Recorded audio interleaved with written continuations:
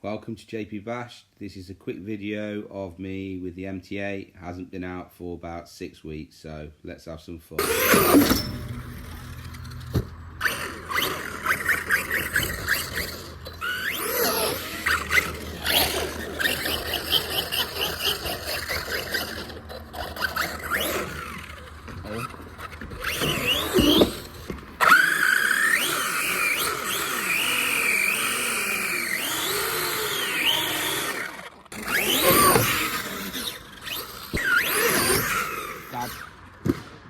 Bastanie.